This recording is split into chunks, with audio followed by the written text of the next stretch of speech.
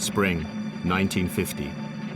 A secret location, the Republic of Korea, the southern half of a divided nation.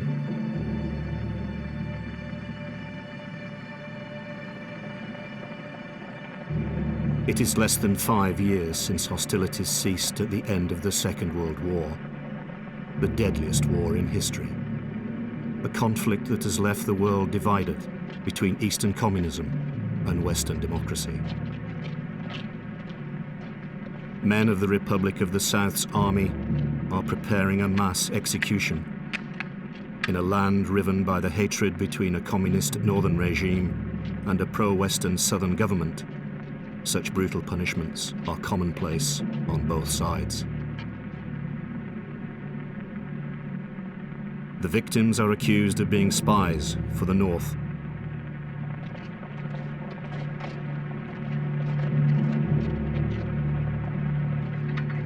The United States, a staunch supporter of the South, claims to have no knowledge of mass executions.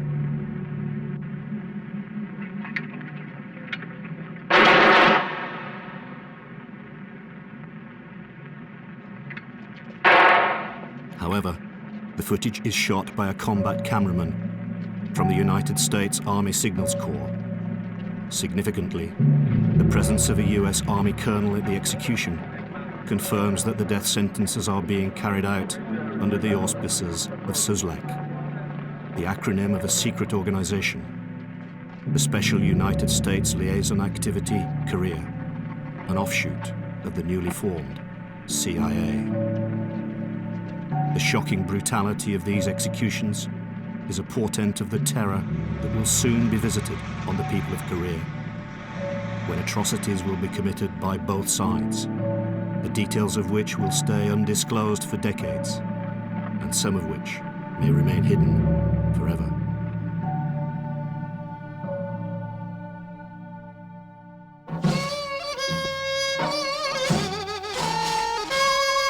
Moscow, 28th of June, 1950. A performance at the Palace of Culture by a North Korean choral and dance troupe in honor of Soviet leader Joseph Stalin.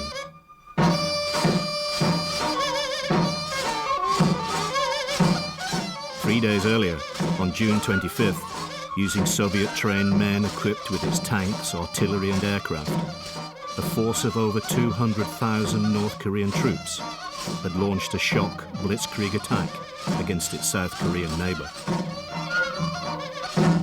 By the evening of the Moscow concert, Seoul, South Korea's capital, has fallen and its army has been completely routed. It is the opening salvo in a murderous conflict that will cost the lives of 1 million combat troops and over 2 million civilians. It will also bring the United States and its Western allies into direct conflict with China and the Soviet Union and drive the world closer to the Armageddon of an atomic war than at any time in history.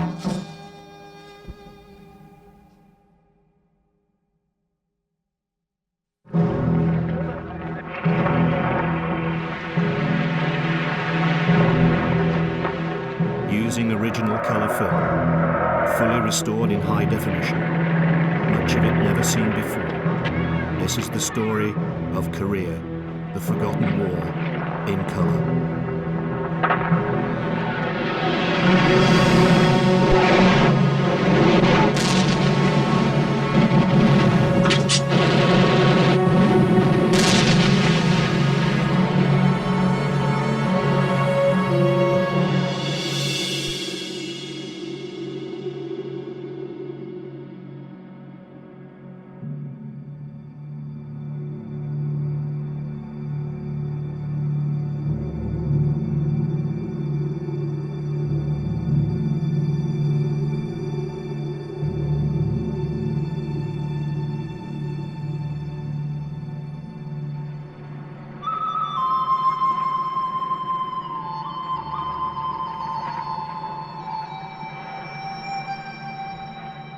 Korea, the land of the morning calm.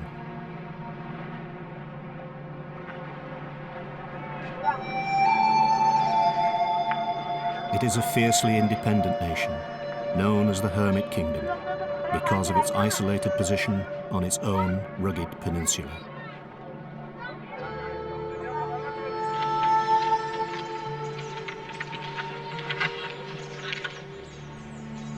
Korea has experienced only sparse migration, and its people claim strong ethnic homogeneity.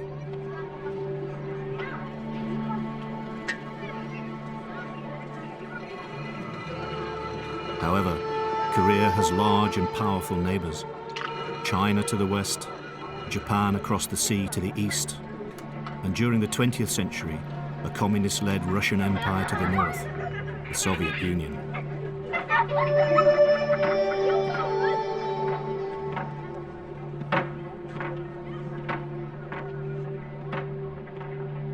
Korea had been occupied by Japan in 1910.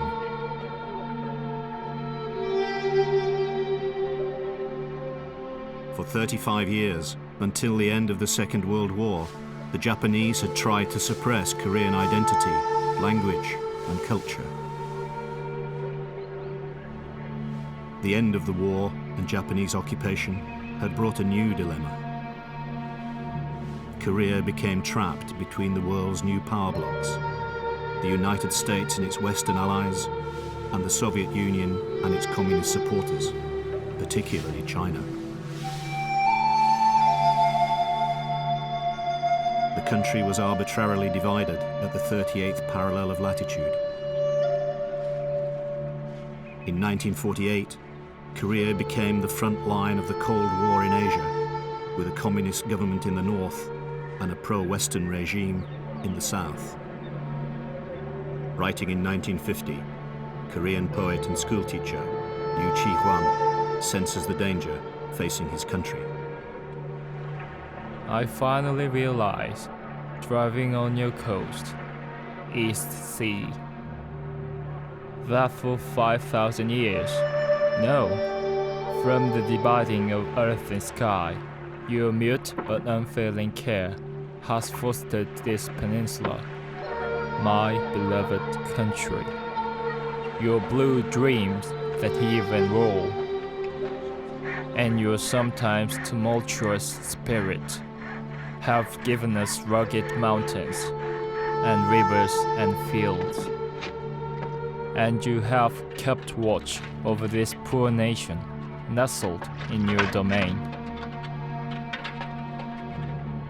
East Sea, nurturing mother of my country, you lie today under a veil of cloud and mist, heavy with anxiety over the calamity engulfing this land. Powerful and ruthless men lead the divided country. In the south, Syngman Rhee, a staunchly right-wing authoritarian, and in the north, Kim Il-sung, an equally autocratic ruler and an ardent communist. North Korea's June 25th attack had been Kim Il-sung's attempt to unify the country under a communist regime. It almost succeeds, and during the long, hot summer of 1950, the Republic of South Korea is on the brink of annihilation. The Army of the North, the North Korean People's Army, has Soviet T-34 tanks and a highly disciplined and experienced infantry.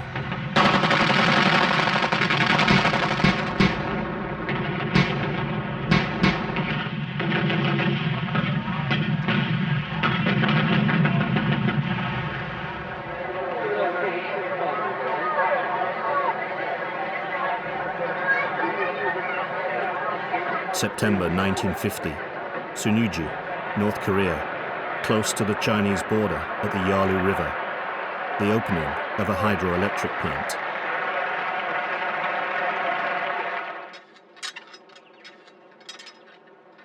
Although the economy of North Korea is still based on traditional agriculture and constrained by the communist policy of collectivization, with Soviet aid, it is introducing mechanization and launching major capital projects to strengthen its infrastructure.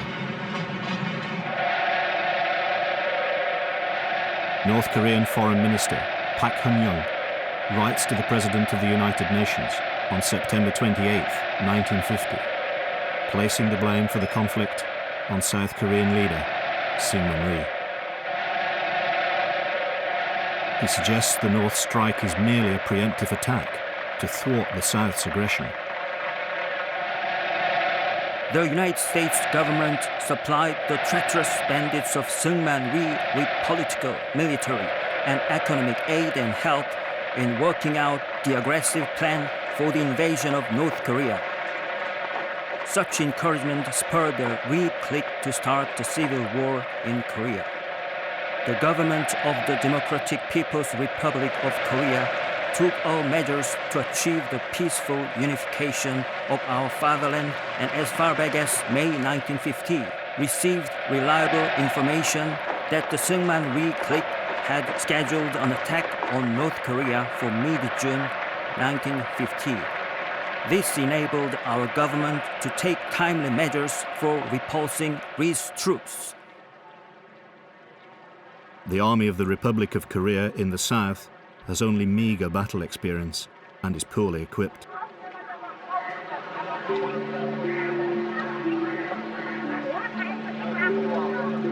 Months before the June 25th attack, Syngman Rhee had written to his Western allies, the United States. Amidst heightened tension with the North, Rhee, desperate to protect the South's burgeoning economy, requested more aid and weapons from the US. His thoughts were summarized in an official US memo.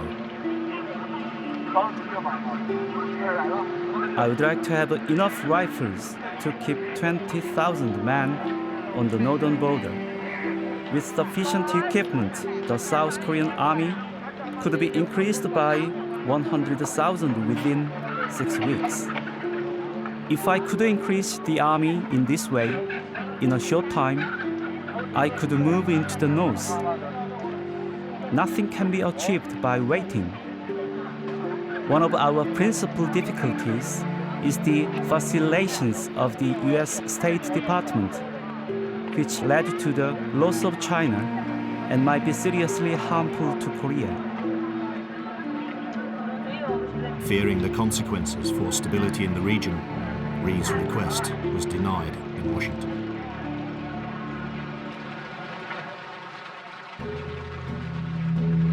But following the North's unexpected attack and the threat of communist aggression throughout Asia, especially towards Japan and Taiwan, US President Harry Truman commits US forces to the defense of the South. While civilians flee in search of safety, a Security Council resolution of the United Nations establishes a UN command under the authority of the United States. Second World War veteran General Douglas MacArthur is appointed as the commander of the force.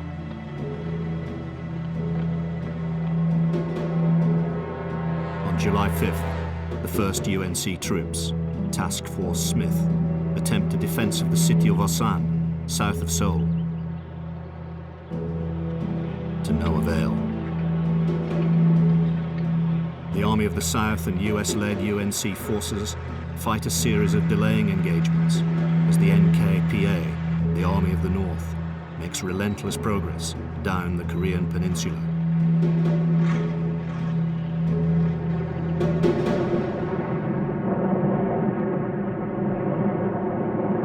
US Air Force B-29 Super Fortress bombing raids on the north begin at the end of July 1950. The Super Fortress has a payload of 20,000 pounds of bombs.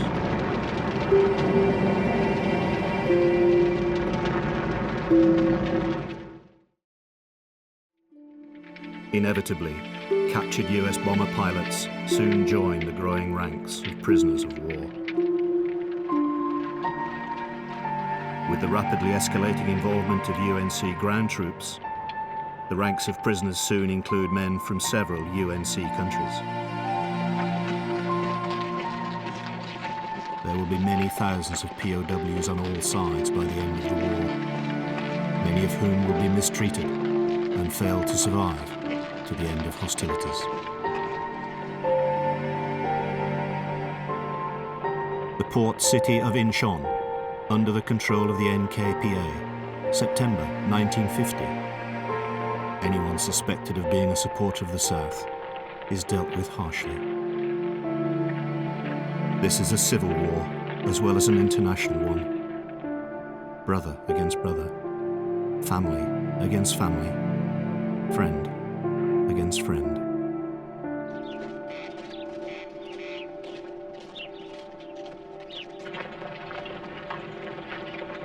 UNC forces have formed the Busan Perimeter, a defensive position east of the Naktong River and along a line to the coast, only 100 kilometers north of the vital port of Busan.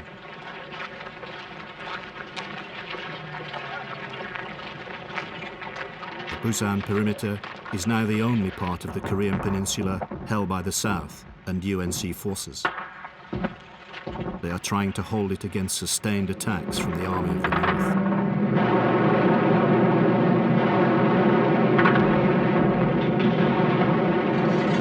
The battle is ferocious, but the UNC is being reinforced on a daily basis, especially by US Marines.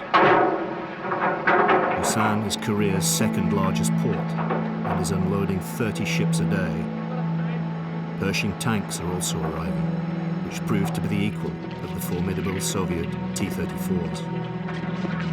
As the South's resources are being replenished by the arrival of more and more UNC troops and material, the Northern Army's supply lines are becoming seriously overextended.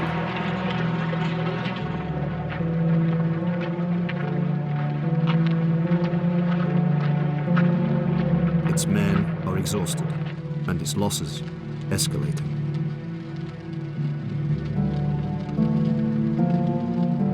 Busan Perimeter holds, and the momentum of the North's offensive begins to ebb.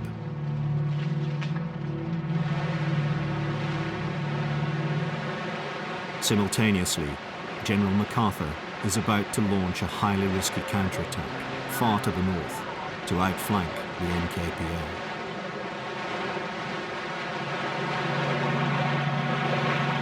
He chooses the surprise landing ground of Inchon, the harbour of Seoul, 30 kilometers west of the capital.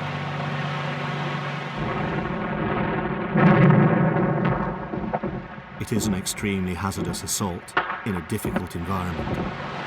Its only auspicious aspect is that it might take the North by surprise.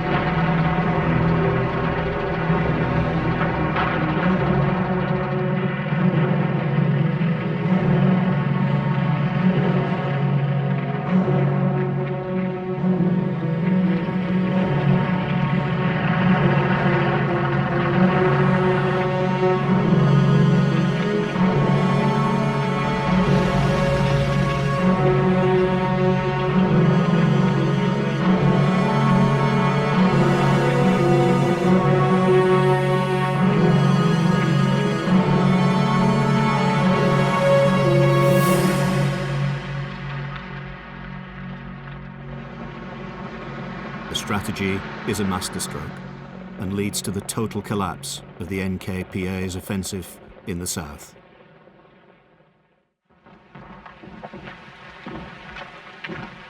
NKPA snipers and camouflaged machine gun positions make progress slow and costly for both sides.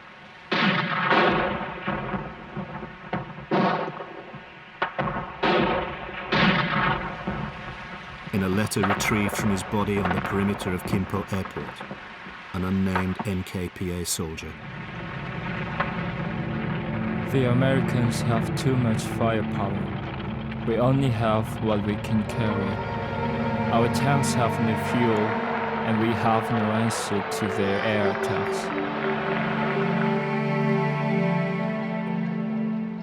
I wish I was with you and our beautiful little girl, but I'm a long way from home, and I doubt I will ever see it again. Hold it tight and think of me.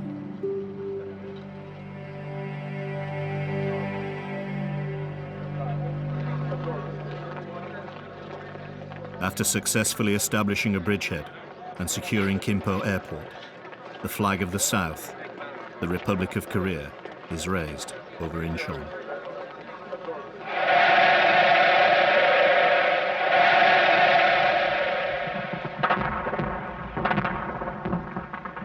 An elite group of the Northern Army, 20,000 strong, retreats to Seoul, where it forms a final redoubt.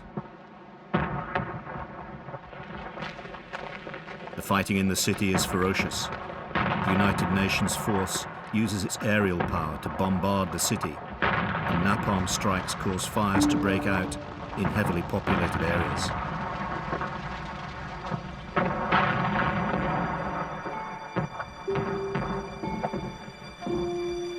Significant civilian casualties are inevitable.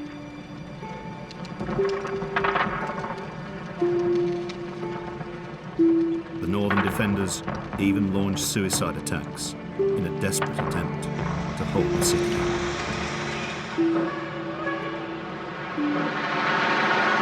Seoul finally falls to US-led UNC forces on September 27, 1950. The beleaguered population sees its city captured by an advancing army twice in 3 months.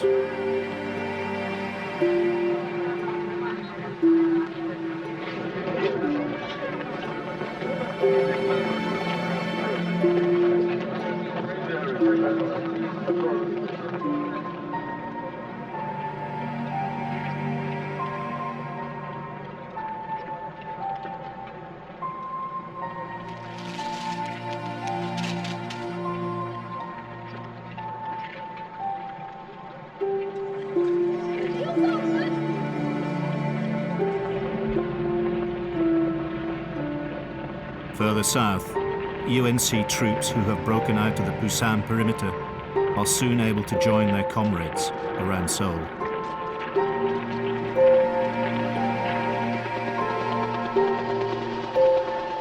The collapse of the North's NKPA cost the lives of over 150,000 men and the capture of 125,000 more. UNC losses, including the attack on Inchon, are less than 20,000.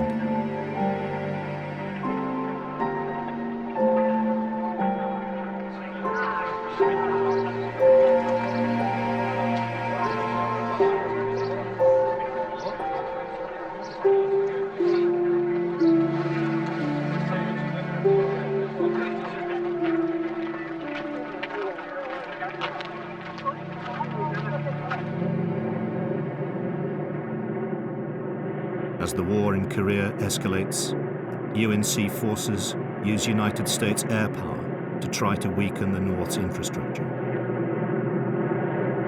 The US Far East Air Force claims that civilians are not targeted.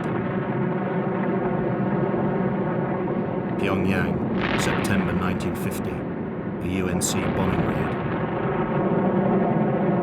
Kim Chung, a schoolteacher in the city. We are terrified. The children are terrified. The bombs kill you instantly, but the fires are the worst. People are trapped. Many are burned alive, even women and children.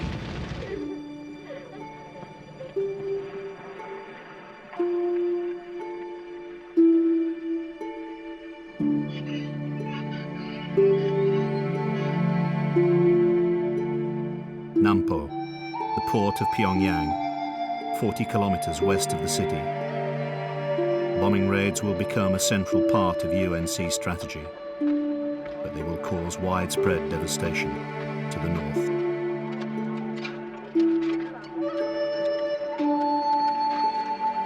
Is human hatred such a cruel thing?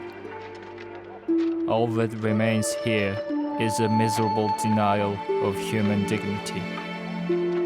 only wreckage remains of what men worked so hard to create and possess. I cannot think of a word of consolation for an old man squatting on the ruins of his home.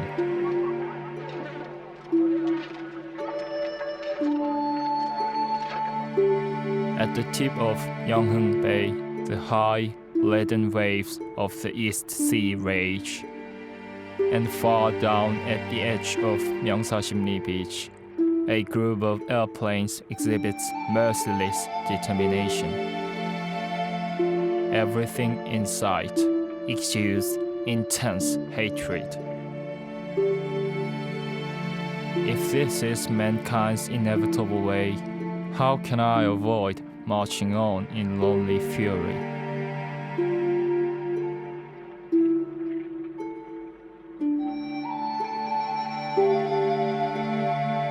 A local Communist Party report on the devastation in Pyongyang. The American bombers attack us with their bombs, thinking that if they destroy our buildings, they will destroy our will to fight. Do they not realize that their weapons have the opposite effect? For every pile of rubble and every dead comrade, there are 1,000 new recruits to our cause.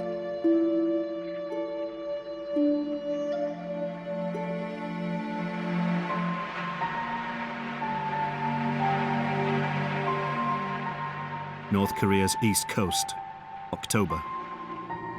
The North Korean army column has been caught in the open. Pak Tu-chin, a soldier with the NKPA. They were my friends, but not anymore. They're gone. I hope the cause we're fighting for is worth it. Our leaders tell us it is. But we are fighting our brother Koreans. Why?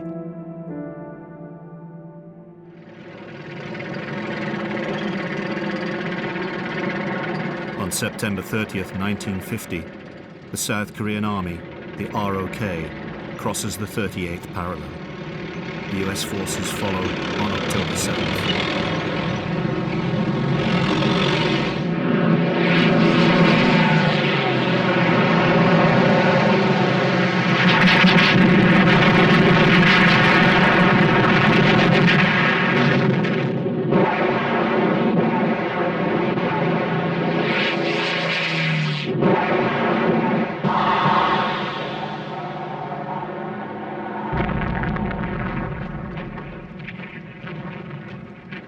The South Korean army captures the coastal city of Wonsan on October 10th, in readiness for a drive across the mountains to Pyongyang, the capital city of the north.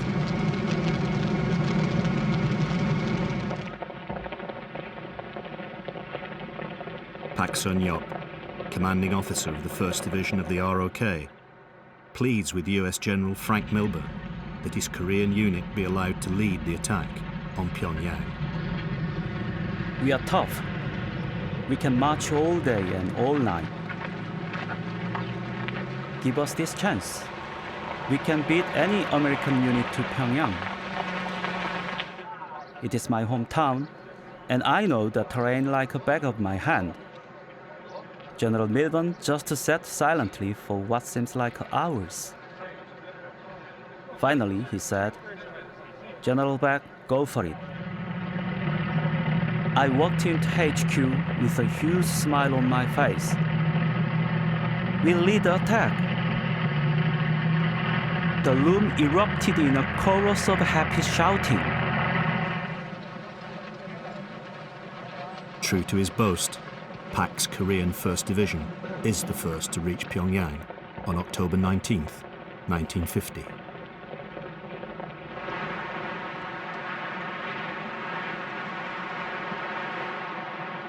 UNC forces in the south have the advantage of the immense support of the United States Navy, the Royal Navy, and vessels from Canada, New Zealand, and Australia.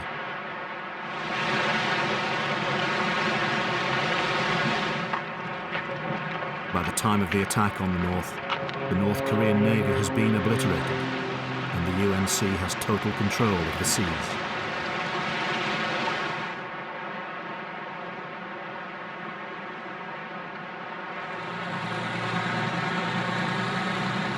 It is at liberty to use its aircraft carriers to launch airstrikes. Wave after wave of Corsair and Sky Raider fighters attack the north.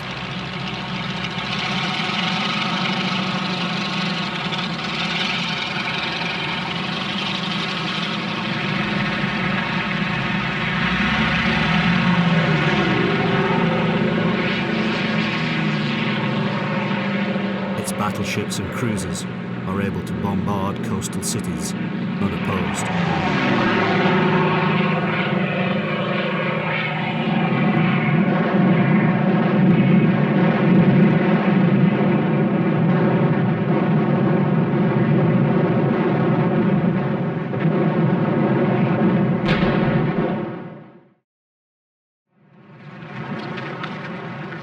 A confidential North Korean army report to Kim Tu-bong, chairman of the Supreme People's Assembly.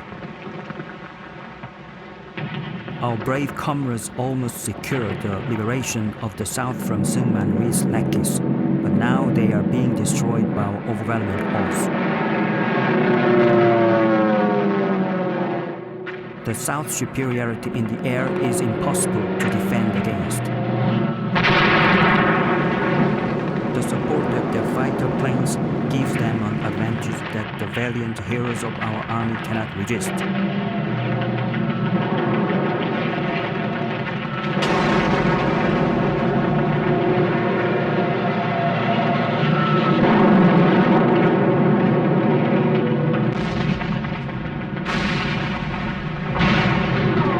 Without the intervention of our Chinese and Soviet allies, we will soon be pressed back all the way to the Chinese border. Our fatherland is being destroyed. I do not doubt the courage of our men. Their will to fight is as strong as ever.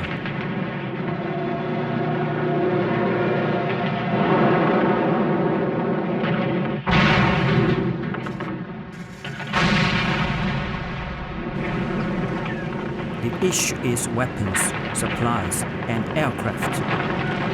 We need MiG fighters to clear the skies.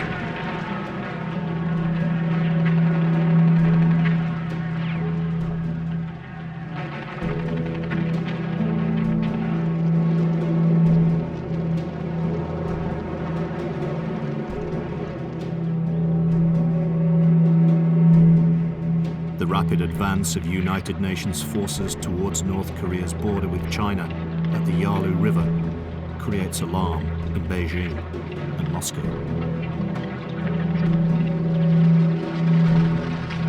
Soviet leader Joseph Stalin promises China large-scale military support, and in early October, Chinese leader Mao Zedong agrees that Chinese troops will fight in support of their North Korean allies. Advancing UNC troops are unaware that China is amassing a huge army of 300,000 volunteers for the campaign. The first contact between Mao's troops and US-led UNC forces occurs in late October. That and subsequent encounters do not go well for the forces of the South. By the end of November, the UNC is in full withdrawal. For the Americans, it will become the longest retreat in their military history. Many of the Chinese communist soldiers had fought in China's long and bloody civil war. Many of the United States infantry had fought against the German army in Europe, and many of its Marines against Japan in the Pacific. The fighting is intense.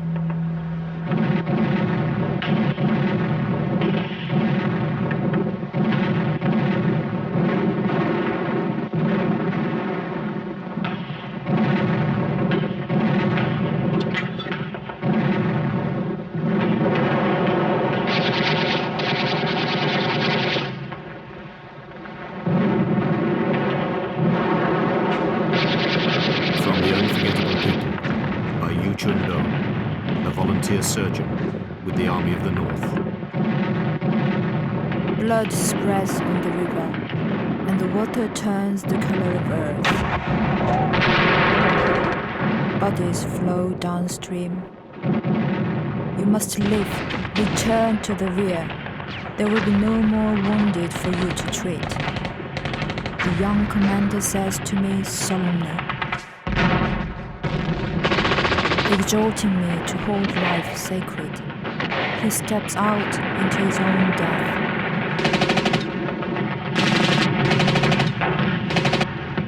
Then he begins to cross the river of no return, leading soldiers who will not return, who will dye the river red.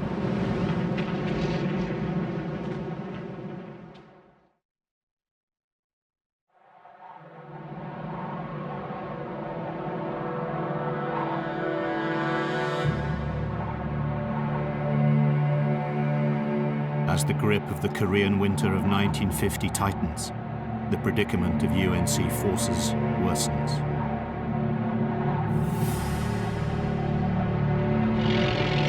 Its positions are overrun. Its units are in disarray.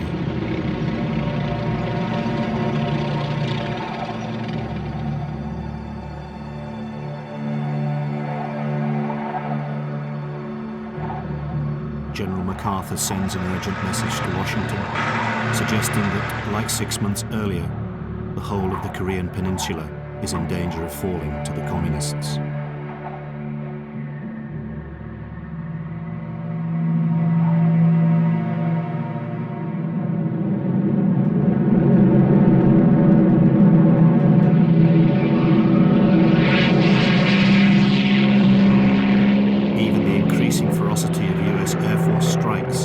Is unable to stem the flow.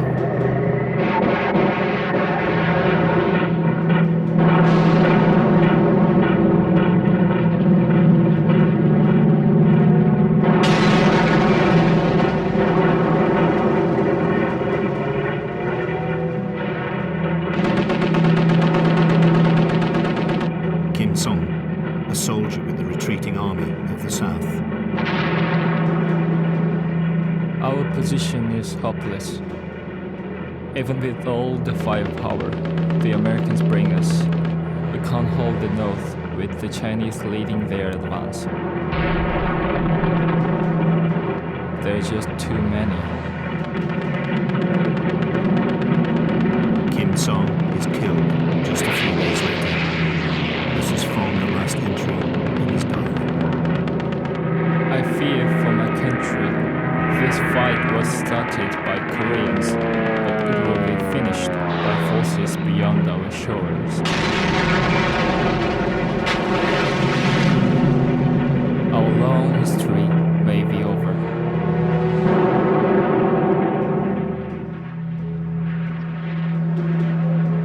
In a typically ferocious Korean winter, Chinese, Korean, American, British and Commonwealth, and men from 9 other United Nations command countries struggle to hold their frozen ground. In the Freezing Trench by Tang Soo-chol, a Pyongyang newspaper editor and volunteer in the NKPA.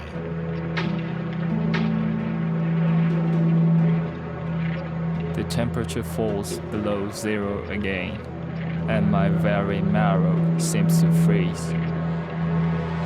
As I stand in this dark trench, aiming straight at the enemy, I weep thinking of my hometown and of my family mourning through the night, shaking with dread under the enemy's evil hooves.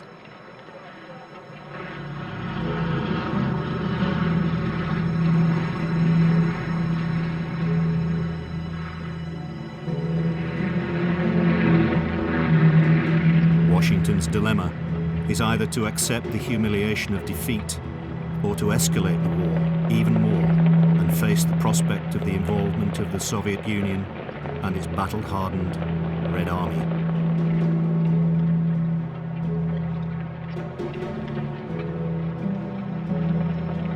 Even more alarmingly, engaging the entire communist world on the battlefield, could place the world on the threshold of World War III. A war that almost certainly would be an atomic one.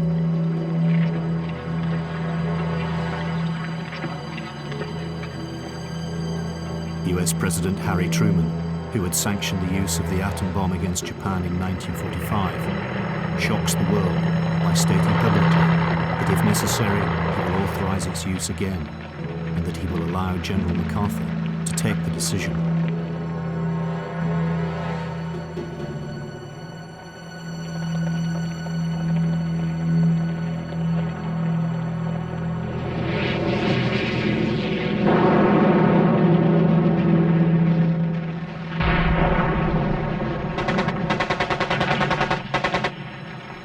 MacArthur decides quickly what his targets in China and North Korea will be, and will require 26 atomic weapons for the strikes.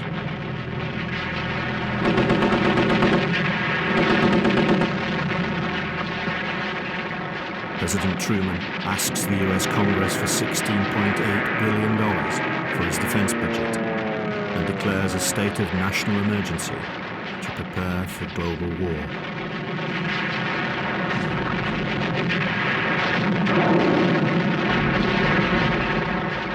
Right-wing opinion in the US hardens even more when Chinese-led northern troops enter Seoul at the beginning of 1951.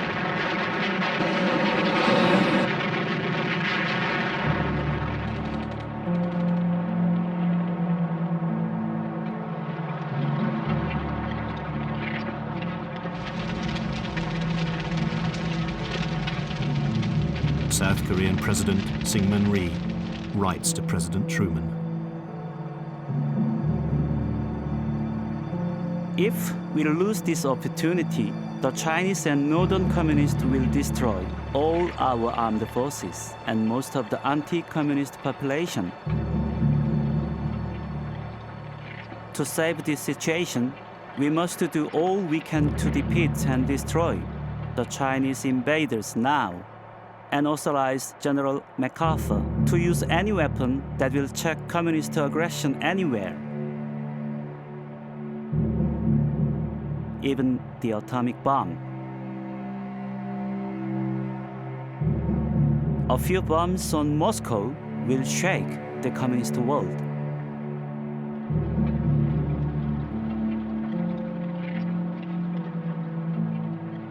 As America's allies try to persuade Washington not to escalate the war to a global conflagration, the world stands on the brink.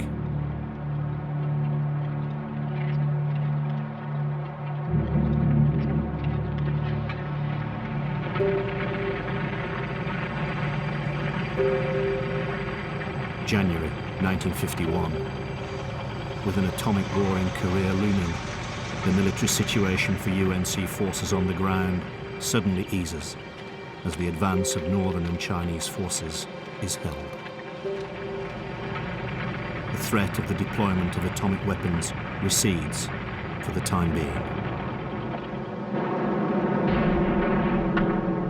Wonju, 100 kilometers southeast of Seoul, 23rd of February 1951. The advance of the North is halted at the cost of 17,000 UNC casualties. They are even greater on the communist side. A North Korean officer's report. Our men are exhausted. Most of our units are at half strength. We are losing too many men, and the cold of winter is still gnawing at us. A swift victory will not be possible in this war. Once again, the UNC begins to move north, and by March 7th, just 7 months after China entered the war, has retaken Seoul. The city changes hands once more, the 4th time since June 1950. A period of just 9 months.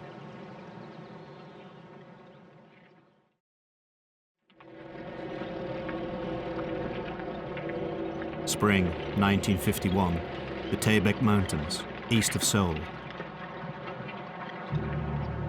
Captured communist troops are under interrogation by UNC forces. General MacArthur's increasingly bellicose statements have led President Truman to relieve him of command of the UNC. General Matthew Ridgway replaces him. Despite this, MacArthur's request for atomic weapons is carried forward, and they are moved to Okinawa in Japan in readiness. The threat to world peace is far from over, and the suffering of the men on the ground and the people of Korea will go on for more than 2 years.